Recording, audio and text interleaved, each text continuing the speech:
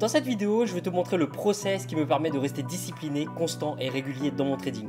Au-delà même de l'aspect technique, il y a une question d'organisation et tu n'as pas besoin d'un système ultra complexe. De simples règles strictes suffisent. Donc je vais te montrer comment ce process continue de produire d'excellentes opportunités chaque semaine et surtout comment grâce à ce process on obtient les probabilités avant l'heure. Avant ça, pense à mettre un petit pouce bleu si tu apprécies mon travail et surtout n'oublie pas de t'abonner à la chaîne si ce n'est pas déjà fait.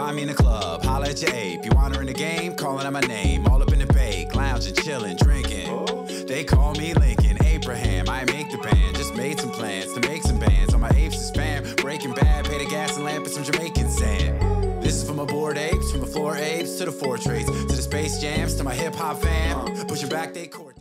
Alors juste avant de passer aux exemples dans les graphiques, je vais te parler un petit peu du process au niveau théorique. Donc le process, pourquoi je trade en swing? Alors chacun son truc, on peut très bien réussir en intraday, mais moi personnellement je préfère le swing parce que ça nous donne beaucoup plus de temps libre. Donc tu vois, je l'ai noté, plus de temps pour analyser, moins de temps derrière les graphiques, et donc si on passe moins de temps derrière les graphiques, automatiquement on a moins de tentation de faire des bêtises, on a moins de tentation d'appuyer sur la gâchette ou de toucher à un trade dans lequel on est impliqué, et donc forcément on a automatiquement donc moins de risques. Mais ça dépend de chacun. Il y a certains préfèrent le swing, d'autres préfèrent l'intraday, d'autres préfèrent le scalping.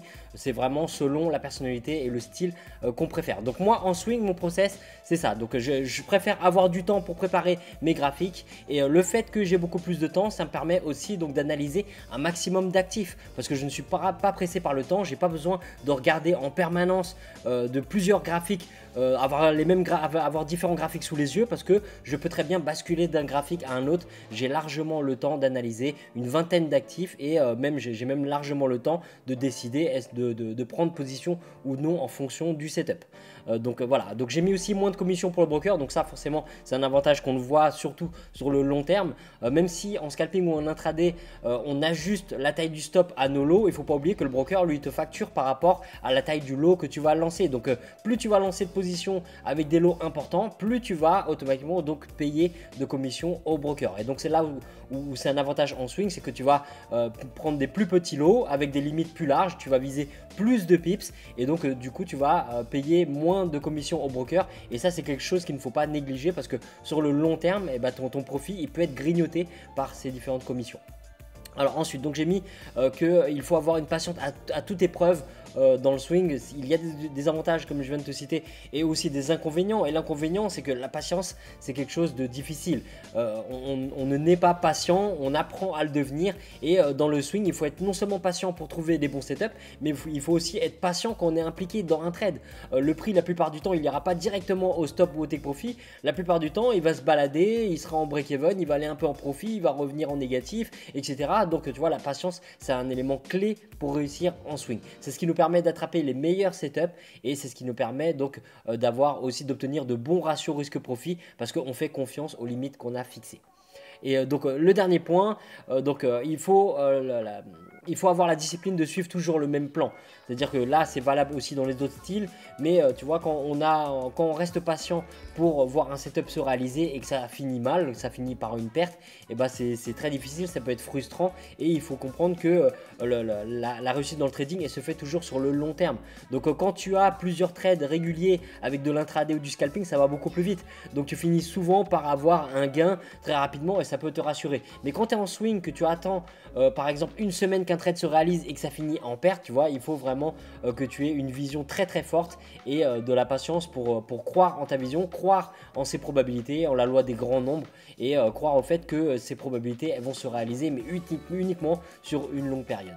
Et donc oui, le dernier point, c'est que ça doit rester simple et efficace. Le process il ne doit pas être trop complexe, parce que s'il est trop complexe, tout simplement tu as une plus grande marge d'erreur possible, et donc c'est pas parce qu'un système est complexe qu'il est efficace. Au contraire, le système il peut être très très simple, avoir des règles strictes, et tant que tu suis ces règles là machinalement avec discipline, il n'y a absolument aucune raison que les probabilités ne se réalisent pas. Alors juste avant de passer dans les graphiques, voir quelques exemples, donc on voit le process, et tu vas voir que le process, comme je t'ai dit en introduction, il n'y a pas besoin qu'il soit complexe. Il faut juste que l'organisation soit très claire, qu'elle soit très stricte, et à partir de là tu pourras la suivre machinalement. Donc moi le process, comme toujours, et ça finalement ça vaut dans tous les styles de trading, même si on a une échelle de temps qui est différente, en swing, en intraday, en scalping, c'est exactement la même chose. La première étape c'est toujours de préparer nos graphiques. On va préparer nos graphiques pour ne pas avoir à improviser. On ne veut pas avoir à hésiter. On veut connaître nos zones de valeur, donc les zones clés sur lesquelles on va travailler. On veut savoir quel signal d'entrée utiliser, etc. Donc la première étape, c'est toujours ça. Donc en swing, on a le luxe de faire ça tranquillement, par exemple le week-end, quand les marchés sont fermés. Donc nous, dans le groupe des insiders, on fait ça le dimanche. Les analyses sont postées le dimanche. Tous les dimanches, c'est mis à jour avant que le marché réouvre. Et donc, tu vois, on est paré pour la semaine. Donc en swing, tu prépares ça tranquillement le week-end. Et lundi, à l'ouverture du marché, eh ben, tu es paré parce que tes analyses, elles sont déjà faites. Après, tout au long de la semaine, bien sûr, tu peux réajuster tes analyses en fonction des mouvements du marché. Mais avant même que tu te mettes à trader, c'est important que tes graphiques ils soient déjà prêts.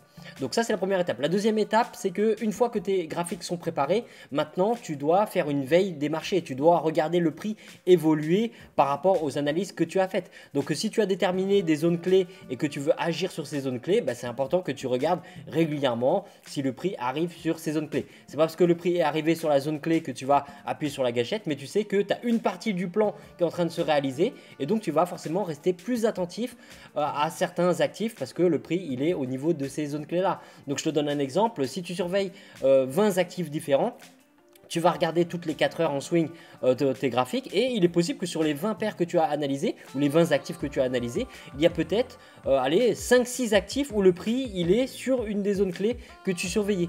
Donc tu vas te concentrer sur ces 5-6 actifs là et pas sur les autres. Alors les autres tu pourras regarder régulièrement pour voir si le prix finalement il arrive sur ces zones clés, mais tu sais que tu as déjà 6 actifs à surveiller en priorité parce que là le prix il est clairement sur la zone clé et sur cette zone clé on veut voir la suite du price action se réaliser. Donc comme par exemple une pattern de chandelier japonais. Donc voilà, tu vois, la première étape c'est ça, on prépare nos graphiques. La deuxième étape, on fait une veille parce qu'on veut voir le prix arriver sur nos zones clés tout en restant patient, d'accord, on n'appuie pas sur la gâchette mais on reste patient et donc une fois que le prix il arrive, on attend une confirmation avec un signal d'entrée. Donc là selon les signaux que tu trades, hein, ça peut être un pin bar, ça peut être une angle band, ça peut être un inside bar, peu importe le signal d'entrée que tu utilises, ça doit être très clair. Tu dois savoir à l'avance que sur telle zone clé que tu as déterminée à l'avance, tu veux avoir une de ces patterns que tu as fixé avant d'appuyer sur la gâchette. Et une fois que tu as la confirmation, c'est-à-dire à la clôture du chandelier japonais, très attention, hein, parce que faut faire très attention parce que des fois tu as des patterns qui ne sont pas clôturés, ça ressemble à un signal d'entrée et finalement à la clôture, c'en est plus un. Donc tu vois, très important de prendre en compte le fait qu'une confirmation vient quand la pattern de chandelier japonais que tu cherches est clôture, d'accord, donc à l'ouverture de la bougie d'après. Une fois que ça c'est fait, donc tu bascules. Le plus simple c'est de rester en set and forget, c'est-à-dire que tu as fixé tes limites, tes points d'entrée, tes points de sortie, ton ratio risque-profit est intéressant. À partir de là, tu n'as plus rien à faire, tu laisses le trade se dérouler, que ça finisse en stop loss ou en take profit. Tu sais pourquoi tu as pris le trade, c'était justifié, ça correspondait à ton plan. À partir de là, tu n'as plus rien à faire. Donc moi personnellement, ce que j'ai ajouté au set and forget, c'est que de temps en temps je regarde l'évolution du trade et là c'est important de ne pas regarder trop souvent parce que ça va t'inciter à couper manuellement ou à prendre une portion de ton trade en profit ou à de sortir en perte parce que finalement tu sens pas le trade parce que tu es en négatif, etc.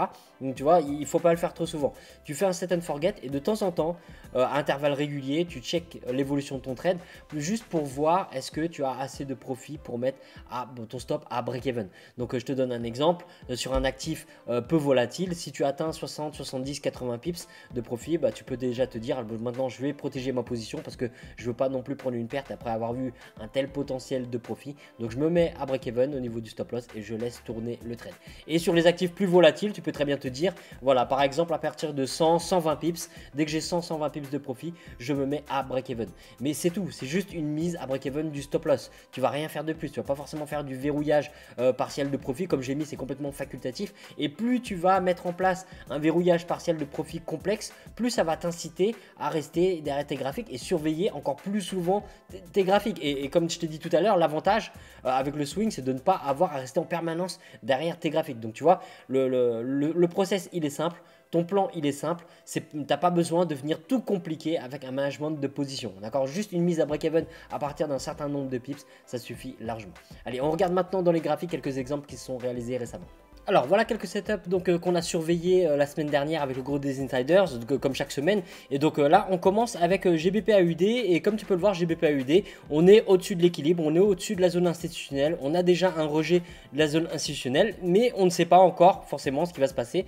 Et par contre on sait ce qu'on surveille, on sait déjà qu'on va surveiller principalement cette zone institutionnelle, et on va surveiller aussi cette zone institutionnelle en sachant que par exemple tu vois sur un scénario rouge, et ben, on a l'équilibre qui représente une barrière technique supplémentaire juste en dessous, et pour un scénario violet, donc si le prix revient sur la zone institutionnelle ici, on a le point pivot mensuel ici qui peut aussi représenter une barrière technique à surveiller. Donc là GBP/CHF c'était différent, donc là comme tu peux le voir on a un équilibre qui est baissier, on a une tendance qui est baissière, et donc là on surveillait un setup de mean reversion en suivi de tendance, donc pour une continuation de la tendance. Donc même si on surveillait différents scénarios au niveau de l'instit ici, on sait très bien que un scénario de rejet, donc un scénario bleu, si les patterns se présentent à nous, eh ben, offrait de meilleures probabilités parce que c'est ce qui correspond exactement à la structure du marché, et ça nous permet d'avoir donc un suivi de tendance, rejet de l'équilibre, rejet de la zone institutionnelle. Et donc si donc à l'ouverture du marché, on savait très bien que si on avait une pattern de rejet dans ce sens là, on aurait les meilleures probabilités. Mais on reste neutre parce qu'on sait très bien que le marché à tout moment, tu vois par exemple ici on a des bas de plus en plus haut, c'est tout à fait possible que la tendance s'inverse. La tendance c'est un cycle, donc c'est possible que le prix il repasse au-dessus, il nous fait une cassure, il nous fait un retest, et à ce moment-là, on n'hésitera pas à se positionner si on a le price action qui nous montre que les probabilités vont dans ce sens-là. Alors NZDJPY, donc c'est pareil, sauf que là l'équilibre il est un peu plat, donc tu vois on n'a pas trop de tendance. Si on regarde la théorie de dos, on voit que on a une structure qui est baissière, mais on a l'équilibre qui est haussier. Donc là clairement on a un conflit, on a une consolidation, on a un range qui est ici, et on a un équilibre qui est plat. Donc dans tous les cas, je mets toujours dans la watchlist, on réduit l'exposition ou on reste à l'écart. Soit on prend uniquement des setups en harmonie avec la structure, mais ça réduit le nombre d'opportunités, soit on va prendre les scénarios quand même si on a de belles patterns de price action qui nous montrent de beaux rejets de nos zones clés, et à ce moment là on réduit simplement notre exposition. Donc là clairement le prix il a déjà rejeté une première fois l'instit des 80, mais à l'ouverture du marché on va voir est-ce qu'il va rejeter encore une fois scénario bleu, ou est-ce qu'il va casser et retester, ou casser sans retester, casser partir sans nous. Il y a beaucoup de possibilités, mais nous on va agir uniquement si le prix donc nous montre exactement ce qu'on veut voir, donc une cassure et un retest clair, ou bien un rejet clair de la zone institutionnelle des 80. Alors sur EuroCAD, donc comme tu peux le voir, on surveillait la zone institutionnelle des 1,4250 et la zone des 1,43 juste au-dessus, parce que le prix il est proche de ces deux zones là, et donc avant l'ouverture du marché on avait déjà ce graphique et on sait que ce sont les deux zones qu'on va surveiller. Au niveau du contexte, on n'est pas vraiment en surextension, mais on n'est pas proche de l'équilibre non plus, donc tu vois on pourrait avoir aussi bien un retour à l'équilibre qu'une continuation de la tendance. Et donc on ne parie pas, on sait où surveiller le prix, on sait ce qu'on veut voir au niveau du price action, et en fonction de ce qui se passe, si c'est clair on va agir, et si c'est pas clair on va tout simplement laisser filer et basculer sur un autre actif. Alors sur EuroJPY on a une surextension du prix, et donc là le prix se balade juste au-dessus, en dessous de l'instit des 129, donc on va surveiller. Est-ce qu'on va avoir un retour à l'équilibre avec un scénario vert? Est-ce que le prix va continuer de chuter? Est-ce qu'il va nous offrir un rejet? C'est possible que le prix il nous montre il nous montre des patterns qui n'ont rien à voir avec les 4 scénarios qu'on a fixés. Il est possible que le prix réagisse sur d'autres zones qu'on n'a pas notées sur le graphique, et dans ce cas là ça ne nous intéresse pas, on ne va pas regarder, on ne va pas surveiller, parce que c'est pas ce qu'on veut voir. On a largement assez de scénarios sur tous les actifs qu'on surveille pour rester discipliné, exigeant, et trader uniquement ce qu'on veut voir. Donc là ce qu'on veut voir nous c'est soit des rejets des 129, que ce soit en cassure retest à l'achat ou en rejet pour une continuation de la tendance scénario bleu, ou bien si le prix il chute directement, à ce moment là on va surveiller le price action sur les 128. Voilà, donc là sur USD/CHF on surveillait les 92,50 et les 93. Le prix il est plus proche des 93, mais à l'ouverture du marché on ne sait pas ce qui peut se passer. On a un équilibre qui commence à être haussier, donc c'est à dire que là on sort d'une structure baissière et maintenant on est dans une structure haussière. D'ailleurs on le voit aux précédents hauts qui sont de plus en plus hauts, la théorie de dos, et des précédents bas qui sont de plus en plus hauts aussi. Donc c'est vrai par rapport à cette structure qui est maintenant haussière et l'équilibre qui pointe à la hausse, un scénario violet offrirait de meilleures probabilités. Mais ça ne veut pas dire qu'on ne va pas s'impliquer sur un scénario bleu ou un scénario rouge. Alors si tu regardes bien, le scénario violet et le scénario vert vont pour cette continuation de la tendance. Et donc c'est là où tu vois l'avantage du process, c'est qu'on n'essaie pas d'anticiper ce qui va se passer. On n'essaie pas de deviner ce qui va se passer.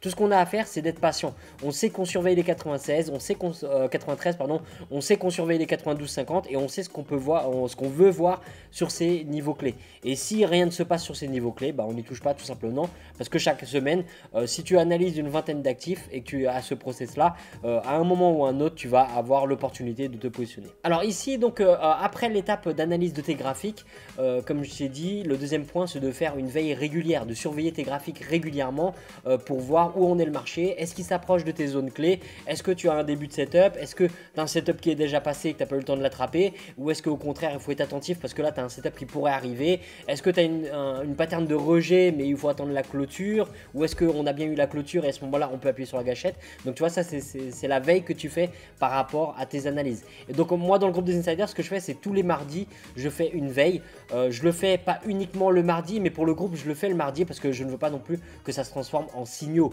En te faisant une veille constante, certains élèves risqueraient de prendre ça pour des signaux en se disant tiens, voilà, il y a un trade ici et là, et donc ils pourraient ne plus analyser, ne plus être autonome et compter sur ce genre de signaux. Et c'est pas du tout le but. Le but, c'est d'être autonome et de prendre tes responsabilités par rapport à tes propres analyses et tes propres trades. Même si le process, bien sûr, peut être le même. Donc moi, tous les mardis, je fais une watchlist, c'est-à-dire que j'arrête pas le temps. Je regarde à un instant T ce qu'il y a sur le marché par rapport aux projections.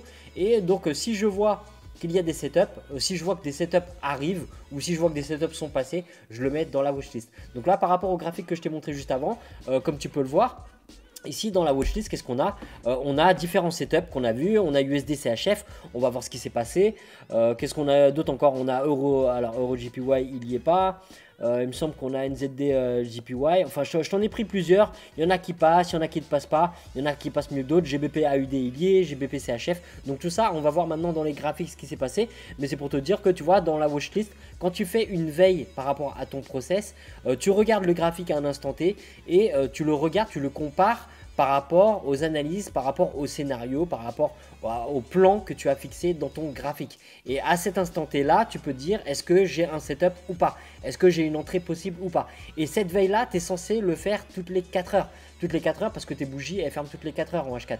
Donc toutes les 4 heures, tu jettes un œil à ton graphique et tu regardes sur quel actif tu as un setup qui s'approche, sur quel actif tu as un setup où tu peux déjà appuyer sur la gâchette ou sur quel actif tu n'as rien du tout et il faut simplement continuer de faire une veille. Alors on commence avec GBP-AUD et donc comme tu as vu dans le graphique précédent sur GBP-AUD, on surveillait les réactions par rapport à cette zone institutionnelle des 1,85. Tu vois, on surveillait déjà le marché, il a ouvert dans cette zone là à peu près. On avait déjà des rejets de la semaine précédente, des rejets des 1,85, mais donc comme je disais dans la watchlist, on avait un rejet et on a encore de multiples rejets. Tu vois, on a des pin bars qui sont ici, on a l'englobante qui est ici, il y a des situations d'inside bar, etc. Et pour finir une englobante avant le décollage. Donc là, comme tu peux le voir sur GBP-AUD, le prix aurait très bien pu casser et retester en dessous de la zone institutionnelle. À ce moment-là, il y aurait eu un peu plus de risque parce qu'on a l'équilibre et donc c'est à contre-tendance sans surextension du prix. Mais si le price action nous montre une cassure, un retest avec une pattern de rejet propre, pourquoi pas, avec une exposition réduite. Mais là, au contraire, le price action, il nous montre un rejet en harmonie avec la structure. Parce que si tu regardes la structure, on est au-dessus de l'équilibre. L'équilibre, il pointe vers le haut et donc à partir de là, les probabilités étaient à la hausse. Et le fait que le prix rejette sans cesse les 1,85, ça nous offrait d'excellentes probabilités. Donc tu vois, un setup qu'on surveillait déjà, on avait un scénario violet de rejet des 1,85. C'était possible de se positionner déjà depuis la semaine dernière par rapport à la cassure et le retest qui est là. Il fallait tout simplement être très patient, tu vois, parce que si tu ranges la semaine dernière, tu es obligé d'attendre toute la semaine d'après avant que le prix se mette à décoller. Mais si tu as loupé les opportunités d'entrée de la semaine dernière, tu as quand même des opportunités cette semaine. Et donc comme quoi, en restant patient, tu vois, ça sert à rien de courir après les setups parce que très souvent, tu auras la possibilité de rentrer en position malgré que tu aies loupé certains signaux. Donc voilà, GBP-AUD, très très beau potentiel de profit. Si on prend par exemple le pin bar qui est là, Tu vois, on a un potentiel de plus de 250 pips en gros parce que c'est une paire qui est très volatile. Mais juste pour te montrer que d'un point de vue du process, on savait déjà où surveiller. On savait qu'on surveillait les 1,85 et on savait surtout ce qu'on voulait voir au niveau des 1,85. Alors GBP/CHF, on surveillait, souviens-toi, un scénario de mean reversion en suivi de tendance. Le prix se baladait encore au niveau de l'équilibre et même si on a déjà eu des patterns de rejet, et ben cette semaine on a eu encore des patterns encore plus clairs, tu vois. Juste avant la chute, on a un beau pin bar qui pique aussi bien l'instit que l'équilibre. Et ça, c'était le scénario bleu. Le scénario vert, souviens-toi, par rapport au 1,25, c'était une cassure et un retest. Donc on veut une cassure avec une clôture à plus 15 pips au-dessus de l'instit avant d'aller chercher un retest. Et à aucun moment on a une clôture au-dessus. Donc tu vois, on n'a même pas la cassure. Donc ça sert à rien d'aller chercher un retest sur un scénario vert. Si tu regardes bien, tous les corps de bougie clôture pile dessus ou en dessous de l'instit. Donc là, avec un instit qui pointe vers le bas, non, un équilibre qui pointe vers le bas, pardon, on a donc un trade en harmonie avec la structure, un trade en harmonie avec cette tendance qui est baissière. Donc l'équilibre il commence à être plat parce que le prix il se mettait à consolider, mais si on se met à dézoomer, on voit bien que la structure elle est baissière et que là on mise sur une reprise de la tendance. Donc voilà, GBP/CHF. C'était le scénario bleu, rejet des 1,25, multiples patterns de rejet, englobante ici, pin bar ici, une autre englobante ici. Donc tu vois, il y a pas mal de patterns. Et si on prend donc le dernier pin bar avant la chute, on a quand même un potentiel d'à peu près 300 pips. Mais si tu t'arrêtes sur l'instit à 22,50 qui est une grosse barrière technique avec un bon ratio risque-profit, bah, ça suffit largement. Je parle toujours de potentiel, mais c'est beaucoup moins risqué, c'est sûr, de sortir sur cette barrière institutionnelle en ayant un ratio risque-profit de au minimum 1 pour 1,5.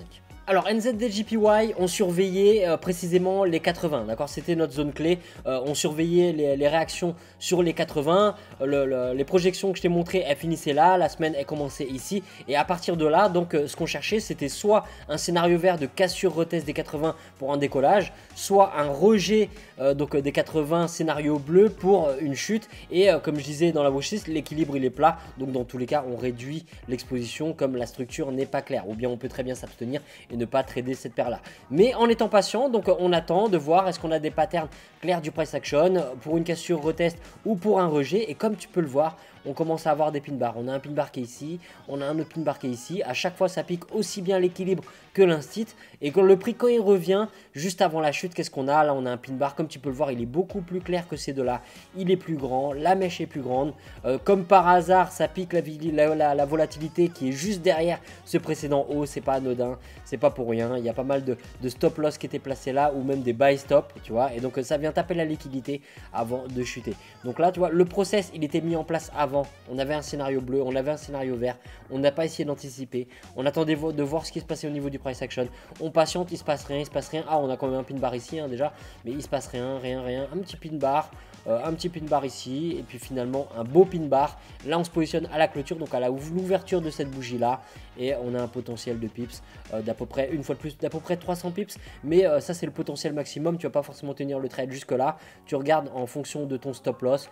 Si tu sors sur l'instit des 250 ici et que ton stop loss tu as un bon ratio de 1 pour 1,5, tu peux déjà couper là. Il faut toujours accepter qu'on laissera de l'argent sur la table. Alors là sur Eurocad, on a une situation qui est intéressante parce qu'il faut aussi parler des cas où ça ne se passe pas bien. C'est très important pour la psychologie d'accepter que ça ne se passera pas toujours comme on le souhaiterait. Donc là sur Eurocad cette semaine, ce qui s'est passé, c'est que à la base nos projections elles partent de là. D'accord, le marché est clôture ici et on a différents scénarios. Et on avait un scénario violet de rejet des 42,50. D'accord, donc on cherchait un rejet de ces 42,50, soit en renversement, soit en cassure retest. Et là comme tu peux le voir à l'ouverture du marché, qu'est-ce qu'on a? On a que des rejets des 42,50 et on a de multiples pin bars comme tu peux le voir. Donc il était possible de se positionner en achat par rapport au scénario violet 1,42,50. Et qu'est-ce qu'on voit par la suite? On voit qu'on a un petit peu de profit, ça se déroule bien et finalement le trade se retourne. D'accord, il se retourne complètement, il vient taper notre stop loss qui est placé de manière raisonnable derrière les 1,42, il tape notre stop et finalement le prix décolle. Et c'est là où il ne faut pas avoir de regrets en se disant « Ah, j'étais en achat ici, donc j'aurais été grave en profit ici ». Non, ça ne sert à rien de penser comme ça parce que si tu as placé ton stop et que le prix est venu te sortir, et ben c'est que le trade n'était pas bon pour toi, tout simplement. Le timing n'était pas bon. Tu es rentré à un moment où c'était justifié techniquement, mais derrière, le marché en a voulu autrement. Il est venu, il a tapé ton stop et il est revenu. Alors si tu surveilles le price action au niveau des 1,42, c'est vrai que là, tu vois, on a une belle pattern Morningstar.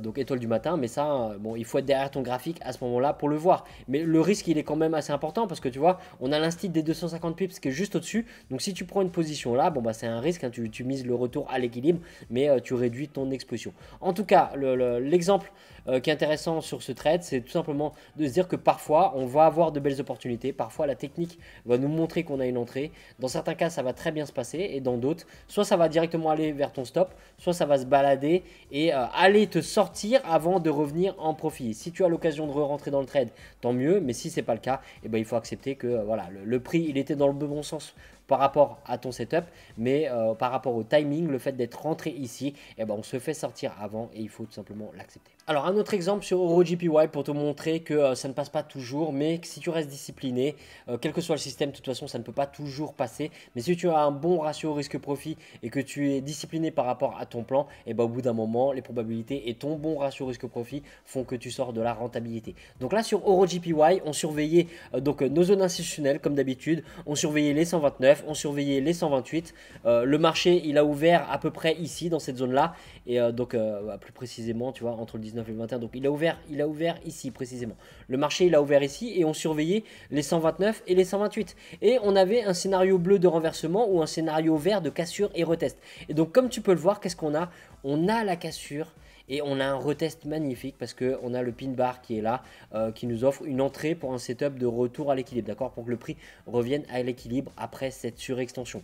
Mais quand on prend des setups de retour à l'équilibre, on est à contre-tendance. Et si on n'a pas la surextension, on réduit forcément les probabilités. Donc c'est le genre de setup où je mets dans la watchlist qu'on va réduire notre exposition parce que d'un point de vue du contexte, c'est pas optimal. Donc soit on reste à l'écart, soit on prend le trade avec une exposition réduite. Donc là, ce qu'on fait, c'est qu'on prend la cassure, le retest, le scénario vert. Et comme tu peux le voir, malgré que la pattern est là, le scénario est là, on est bien sur une zone institutionnelle, on a légèrement du profit, pas longtemps, puis le prix revient et finalement, le prix continue dans le sens de la tendance. La tendance reprend et notre setup de retour à l'équilibre, il tombe à l'eau. Donc tu vois, le genre de scénario où il faut accepter de prendre une perte, on a un stop loss qui est fixé, qui est là pour ça. Son boulot, c'est ça, c'est de limiter la casse quand on prend une perte. Mais au moins, on n'a aucun regret à avoir parce qu'on sait pourquoi on a pris ce trade-là.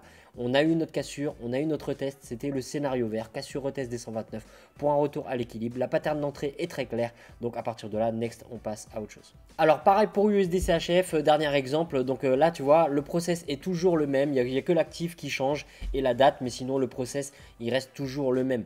J'analyse les mêmes zones clés, les mêmes zones de valeur, tu peux avoir tes propres zones de valeur, mais moi c'est celle que j'utilise et ça marche très bien comme ça, donc aucune raison de modifier. Donc là tu vois sur USD-CHF, le marché, en gros c'était ici, la clôture du marché, la réouverture c'était ici, donc en gros on en était là et on surveillait les 93 et les 92,50, donc tu vois, on surveillait comme pour EuroJPY, soit le renversement, soit la cassure et le retest. Et comme tu peux le voir, qu'est-ce qu'on a eu à l'ouverture du marché? On a une cassure magnifique et double retest ici, pin bar et encore pin bar. Donc tu vois, d'un point de vue du plan, tout est là. On a le scénario de cassure et de retest, on a nos deux patterns d'entrée, on est bien sur une zone institutionnelle, on est au-dessus de l'équilibre avec un équilibre qui pointe vers le haut, donc ça veut dire qu'on a une harmonie avec la tendance. Et à partir du moment où tu rentres en position, on va dire par exemple sur le deuxième pin bar ici, on a quoi? On a à peine 40 pips de profit, donc pas de quoi se mettre à break-even. Donc même si tu as un peu de profit au début, et ça dure quand même un jour ou deux, hein, tu vois, pendant un jour ou deux, tu vois que tu es légèrement en profit.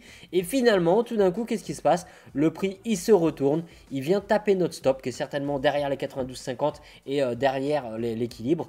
Et à partir de là, bah, on accepte tout simplement d'avoir perdu ce trade parce que la technique était là. Le process a été respecté et c'est la seule chose sur laquelle on a le contrôle. On ne peut pas contrôler les mouvements du marché, mais on peut contrôler notre plan. Et donc d'un point de vue de notre plan, on a un scénario de cassure retest, on a une structure qui est haussière, on a une zone institutionnelle qui est rejetée par deux fois par ce pin bar, on a légèrement du profit au début, puis finalement le trade est invalidé. C'est du bon boulot. Issue négative, mais le travail, il a été bien fait. Voilà, c'est la fin de cette vidéo, j'espère qu'elle te sera utile. Comme tu l'as compris, le process n'a pas besoin d'être compliqué, mais il doit être fixé à l'avance, il doit être déterminé à l'avance, les règles doivent être strictes pour que tu n'aies pas à hésiter, que tu n'aies pas à improviser une fois face au mouvement du marché. Tu sais quoi faire, tu sais où regarder. Si le plan se présente à toi, tu appuies sur la gâchette. Si le plan n'est pas là, eh ben, tu continues ta veille tout simplement, tu remets tes alertes et tu revérifies le marché plus tard.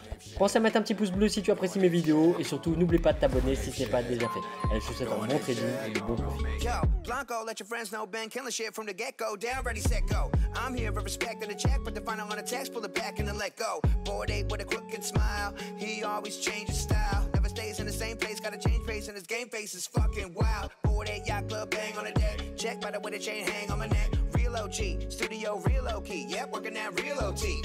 Oh, girl, you a sweet thing. Check it out, I got tickets to the Heat game. Tell your girls that I got that re-sang. Wouldn't mind if 2 or 3 came. Doing ape shit.